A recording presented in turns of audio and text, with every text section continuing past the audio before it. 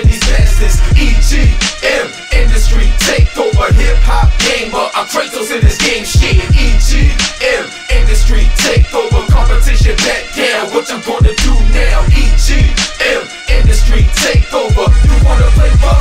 Okay, it's over. I'm a monster in this industry. That means I never back down. Best interviews, I'm #1 up in this bitch now. Every time I come around, the champ is in the building. Gotta deal with EGM, more exposure, big business, relentless. Sick with this, bars cause cancer. Poke holes through your theory since your thoughts aren't answers. Everyday plan to see my strategy deliver. Shoot blanks, I shoot bullets. I'm prepared for bullshit to see most writers up in the industry today. Talk shit behind my back but won't say it to my face. Work hard for what I got 24 hours a day. My man Nick gave me a chance, so bombing fields is the way I stay. I'm in my zone, my position is clear. I'm doing big things, failure's not an option over here. It's the takeover, baby, hip hop and EGM. So you with us or against us, I'm a rider to the end. EGM industry takeover, legendary status. We blast the back of these bastards. EGM industry takeover, hip hop gamer. I'm Kratos in this game shit. EGM industry takeover, competition back down. What you gonna do now? EGM industry takeover. You wanna play rough? Okay, it's over.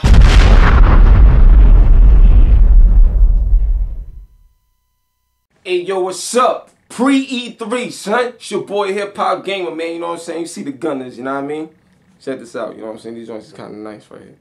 You know, and they do some cool things too. It's like when you put it on, it's like it's easier on your eyes when you're playing the game, you know what I'm saying? And like it kind of increases the aspect ratio too, like slightly, you know what I'm saying? So you can actually, so the screen comes to you more without you having to go to the screen hurting your eyes. So it's pretty cool, you know what I'm saying? And they stylish, you know what I'm saying? You know how we get down. But anyway, pre-E3, son. We back, baby. Hype right now, son. You don't understand, kid. So we gonna talk about a lot of stuff, you know what I mean? So first off, let me take these glasses off. I want y'all to see my eyes, alright? Now look, my first thing I want to talk about is obviously the predictions that I got. And the predictions that I got is Sony, Ubisoft, EA, Microsoft, and Nintendo. Alright, last but definitely not least. So we about to go through everything. I'm going to give you some of my predictions, some things that I've heard hopefully will happen, and you know, just talk with you guys and let you guys know what HipHopGamer's thoughts are on this year's E3 for 2012. Alright? So before I start, one love and God bless, baby. God thank the big man upstairs. That's why we here. You know what I'm saying? And also, most importantly, a lot of y'all may not know, but rest in peace to my little cousin, Anthony Cruz. We definitely gonna have a moment of silence for him. Love him. Like, it's just a crazy situation, you know what I'm saying? So we're gonna have a moment of silence.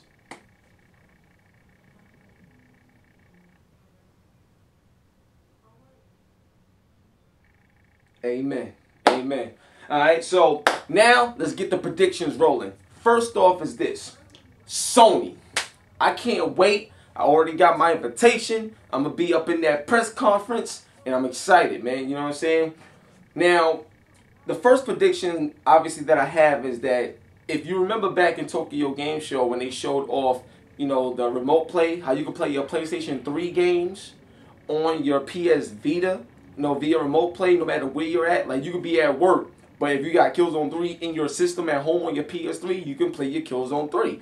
That right there is insane. Everybody's been waiting for it, and it appears that E3 will be the place where it actually finally gets not just like unveiled again, but you'll actually be able to access this function that's already built on the PS Vita. So this should be very interesting. And the cool thing about this is that it's a chance where, well, this is not, I ain't gonna say it's a chance. This is my prediction. But if they do show a major, like, you know, video game on PlayStation 3, you know what I'm saying, whether it's, you know, Call of Duty or however they decide to, you know, whatever they're going to decide to demonstrate for the press conference, they may actually show you playing that same PS3 game on your PS Vita.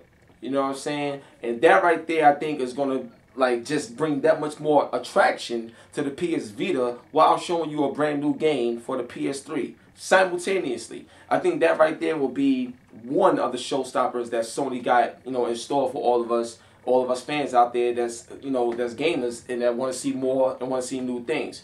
You know, so that's my first prediction right there with the Sony joint. Now, moving on, Ubisoft. Now, my prediction for Ubisoft, it goes a little something like this. Check this out. We all know Rainbow Six Patriots. It already looks like it's going to be one of those show-stopping games in terms of presentation, but the direction that it's going, it doesn't appear that we're going to be experiencing the traditional Rainbow Six Vegas and what we are used to. It's like a whole new direction, not just from a story standpoint, but also from a gameplay and presentation standpoint. So I'm really looking forward to Rainbow Six Patriots. But the thing that's pretty interesting is how much more driven the game is as a story, as opposed to just a tactical shooter. You know what I'm saying? And there's a chance where there may be decision making in this game where you have to decide certain things that will actually, you know, change the outcome of what the ending would be. You know, and that right there seems very interesting because of the situations you're supposed to be put into that Ubisoft is going to provide us with when we get more on the story coming at this year's E3. So that's going to be crazy too. So I really predict Ubisoft to have a big showing with Rainbow Six Patriots. I think that's going to be one of those games that everybody's going to wake up to. Because obviously the hype is around Call of Duty and the Wii U and stuff. But when Rainbow Six is shown, I guarantee you that's going to be one of the big talks of E3. Now, the next thing I want to say is this, and this comes from EA. Now, EA is going to have a sick press conference, and I can't wait to see NBA Live 13. That's one of the big things that they're going to show. Also, I can't wait for you guys to see the Kinect demonstrations on how they're going to utilize the sports games this generation and beyond. You know what I'm saying? Moving into the next Xbox. It's really getting crazy on Microsoft's side. Trust me. Now, the thing is, what I want to say is in terms of EA is Medal of Honor is, now hear me clearly, okay? Medal of Honor is going to steal the show, in my opinion. Is going to steal the show. Not, I don't know, I think, no. Medal of Honor, Warfighter. Yeah, they're going to change the game with this, all right? It's going to be crazy. Now, what I was told, because obviously, you know, I saw the same thing y'all saw. I didn't see everything. But I will tell you this, right? When I was out in L.A., I got a chance to be with a lot of people that seen roughly everything that is going to be shown at E3. Because that's what the whole trip was about. It's a pre-E3 trip. So I already went on this trip. And I already know some of the things that y'all going to see.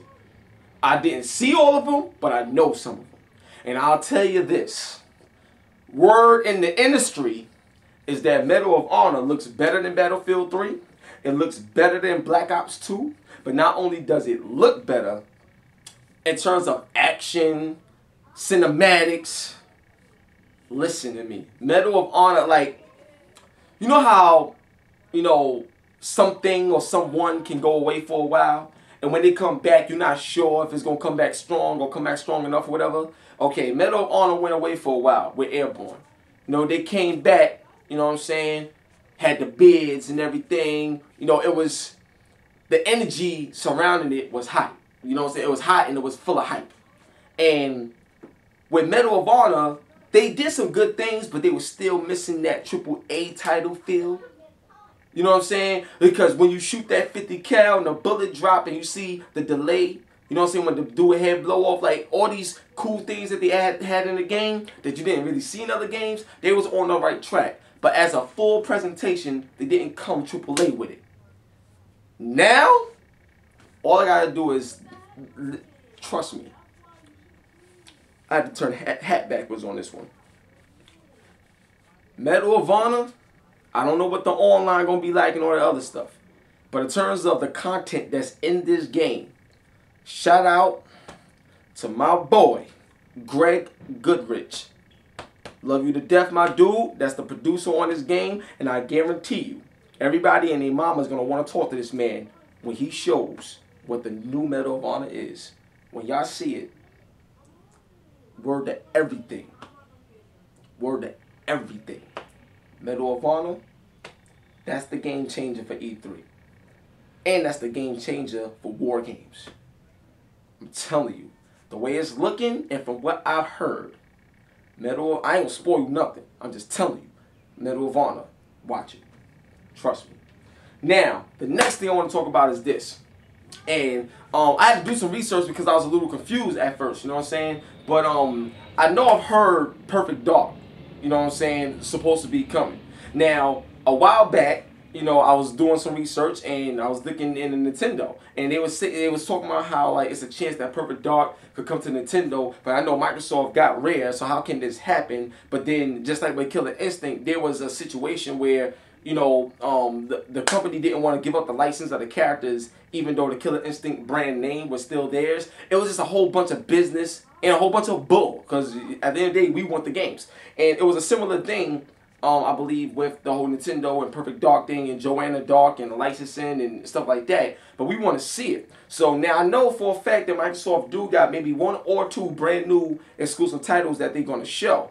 You know what I'm saying? And this is going to be very interesting to see what they come up with and stuff like that. So I really want to see it. I know that Peter Molyneux was supposed to be working on something brand new, which hopefully will be interesting, just as well as Fable was. But they do got some, maybe like I said, 1 or 2 new titles to my knowledge that they're working on. You know what I'm saying? I know Crytek, you know, got something that they know on Microsoft, but for the most part, Microsoft Game Studios is supposed to have a few new things. Now, in terms of Perfect Dark, now this is just a prediction, but if Perfect Dark turns up on Xbox 360 at E3, in your opinion, you know what I'm saying, leave a comment, but in your opinion, how impactful do you feel that Perfect Dark would be? Do you feel that Perfect Dark, like the brand name, doesn't have that sting no more? You know what I'm saying? Is Joanna Dark even relevant, you know what I mean, in the industry anymore? You know what I'm saying? Like when you say her name, do you want to jump out and just run to the store and get it? Like, you know what I mean? Like, I'm not sure if her name in the brand is strong like it used to be. You know what I mean? But if they do announce it and it looks the way it need to look and performs the way it need to perform, does this put Microsoft back in a top level radar from an exclusive standpoint, or do we just rely on Gears and Halo again?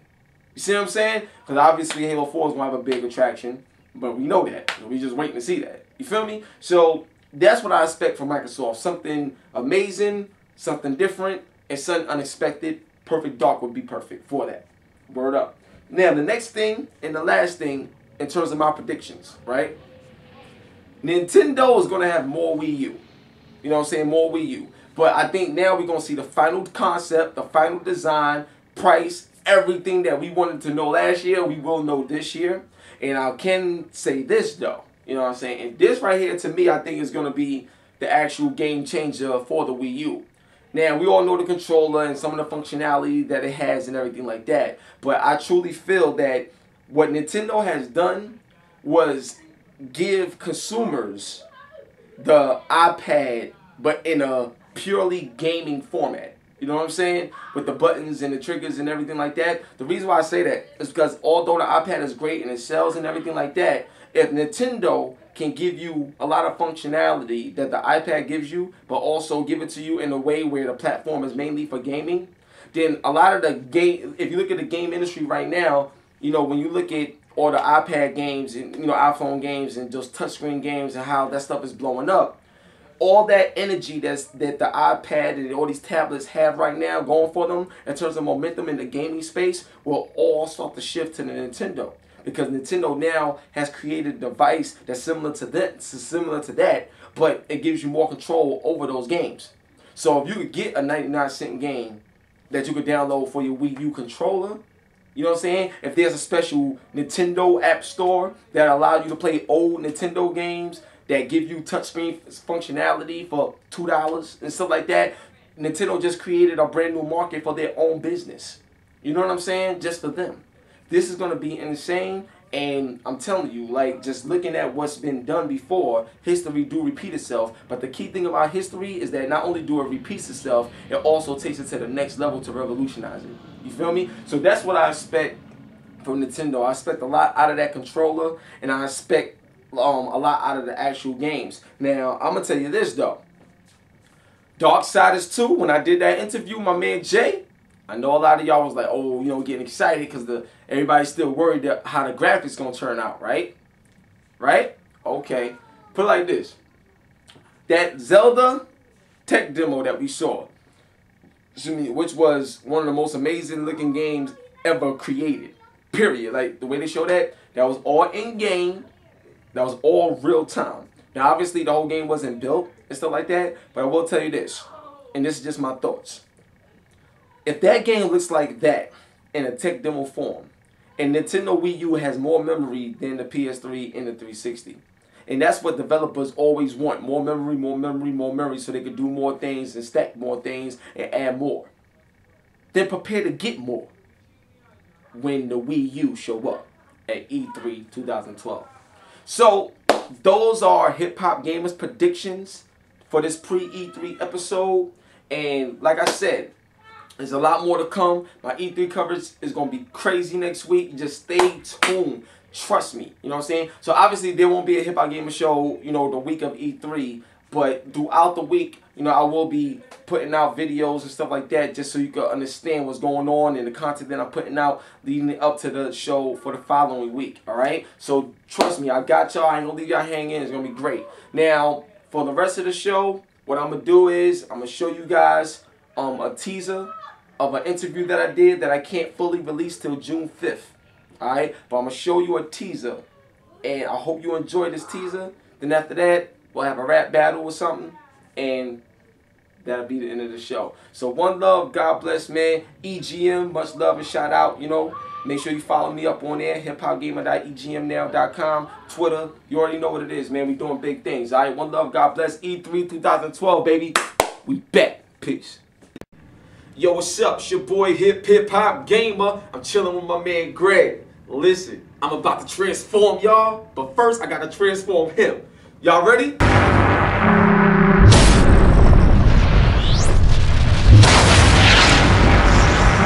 I don't think nobody ever asked this question, so listen up.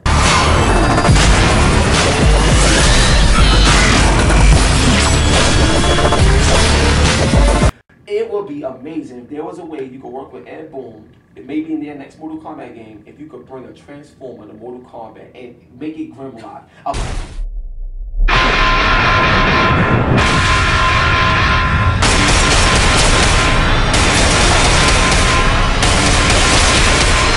Like, could this work? Could you see that in High Moon's future? I just gotta say, you know.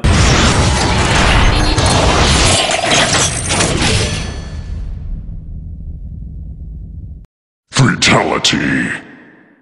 Smack, you finally had the battle in Detroit. Somebody about to get killed, Smack. I told niggas they was good if they came through, but to keep it real, Smack, only thing I told my goons is don't kill Smack. See, I was supposed to put them goons around Randy, but fuck it, Darrell can get it because I know he can't stand me. I can improvise, pull out that swam me, or I can slam me, but this clip is gonna feel like a hit from Mariah Landry. See, fuck Darrell because he's staging an actor. Sue Surf #1 in Jersey, he just play as his backup. But either one of them niggas get tough, I'm gonna start waving a clapper. They think I'm good, but I don't throw bottles. I'm jumping in this crowd like I played for the Packers. Hey, what Shotgun Suge at? It's crazy that he ain't come with y'all, because every nigga in this crowd was waiting to gun him off. I smack everybody in your house, from your brother, sister, mother, dog, and the way I keep hitting his daughter, you would think I was his son-in-law. Bitch, nigga, always talking like you clap lead. Arsenal the Rebel, one of the reasons that Rap Dead come to me on some coked up shit and get a cracked head. You in Detroit, them Jersey niggas find you in the trap dead. I hustle every fucking day so I can stack bread. You a snitch, probably get on the case and attach feds. But when that Mac spread, it's gonna hit back head, and if you don't die, you better lay down and act dead.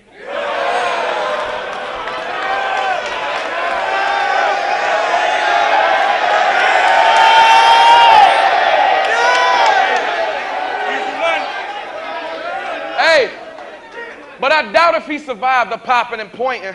Because after I give him these shots, I'm following up like a doctor's appointment. So be a good patient and sit still for these clips spill, and I can show you it can get real. Now that's how a Crip feel.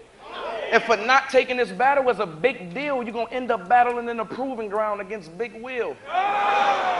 You in Detroit. You ain't got protection now. Chopper knock his section down, grab him by his neck and drown. Hitman. Out here, we don't wait till the second round. Landslide, we been in the streets, I know you heard of that. I'm from Bright Mode where them young niggas will serve you at. Or I can get my Dre Roll niggas and get you murder scrap, trying to get a double cheeseburger from the murder match.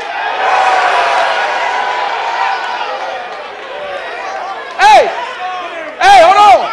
My Schoolcraft niggas will catch him at Universal. And my Dexter niggas, they do torture before they murk you. And that ain't even, and that ain't half of the niggas in Detroit that I fuck with. In other words, I ain't one of them niggas to be fucked with. I even got some Mexicans out in Southwest that let her cut shit. And some Vice Lords riding. That's clean paper and luck, bitch. Hey, so once they black and gold rags, wrap they black and chrome mags, you a Grape Street Crip, right? It'll crack his whole crab. Hold on. No disrespect to the Crips, though. No disrespect to the Crips, though. I just hate niggas is faking because there's real Crips in the building that'll give him a violation. Hey, back in the day, I heard you was a lookout man. Now, I ain't saying when niggas put in work, you actually looked out, man, but when it was beef and they grabbed burners, they be like, look out, man.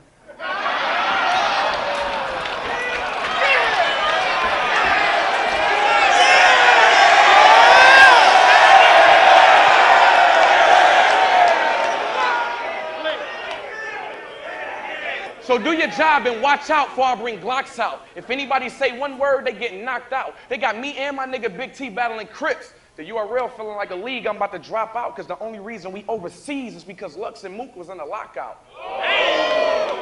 I know y'all tired of me speaking on Lux and Mook, but fuck them fruits. Any battle rapper that purposely puts himself below them is a dumbass nigga. Plus the niggas broke. I got more money than them bum ass niggas. Last time I saw Lux at a battle, he was talking lame, bummy as fuck, smoking a square. When he left, he caught the train. So I guess everything he say ain't slick, because we was in a whip, so the fastest way to Harlem ain't the A-train, bitch. Landslide. Let's get it.